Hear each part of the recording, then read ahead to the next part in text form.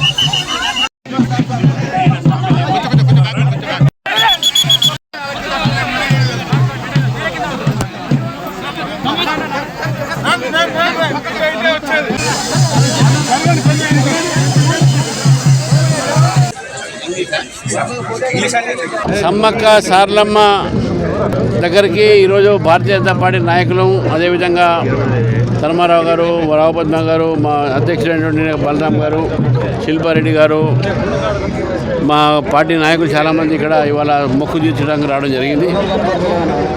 ఈ సమ్మక్క సారలమ్మ ఈ పరిసరంలో ప్రభుత్వం అనేక రోజులుగా మీ పనులు మొదలు పెడతాను అని చెప్పడం జరిగింది. మరి మేము కూడా మా తరఫు నుంచి పరిశీలించాం. ఇంకా 10-15 రోజులు మాత్రమే అసలైన జాతరకు సమయం ఉంది. ఇప్పటికే పనులు సగం కూడా పూర్తి కానట్టు మనకు కనబడతా ఉంది. కొన్ని కోట్ల రూపాయలతో ఈ యొక్క పనులు మొదలుపెట్టినటువంటి ఒక రాష్ట్ర ప్రభుత్వం మరి ఈరోజు ఈ 15 రోజుల సమయంలో మీరు ఏం చేయగలుగుతారని చెప్పేసి కూడా అనుమానంగా ఉన్నది. ఇంకా ముందుగానే మొదలుపెట్టేది ఉండే అసలు. సరే, ఏదో మొత్తానికి మొదలుపెట్టుంటే బాగుంటుండే, కానీ ఇంకా ఆందోళనకరమైన పరిస్థితి ఉన్నది. ఎందుకంటే ఇప్పుడు ఛత్తీస్గఢ్ నుంచి, మధ్యప్రదేశ్ నుంచి, తమిళనాడు, కర్ణాటక, ఆంధ్ర, అదేవిధంగా తెలంగాణ నుంచి లక్షలాది కోట్లాది మంది భక్తులు ఇక్కడికి వస్తారు. ఒక షెడ్యూల్ తెగలే కాదు, అన్ని కులాలు, అన్ని మతాల వాళ్ళు వచ్చి ఇక్కడ వారు మొక్కు ఇక్కడ తీసుకోవడం జరుగుతుంది.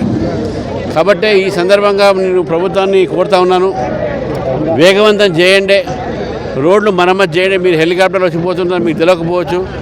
రోడ్లు మరమ్మతు చేయండి, సౌకర్యాలు పెంచండి.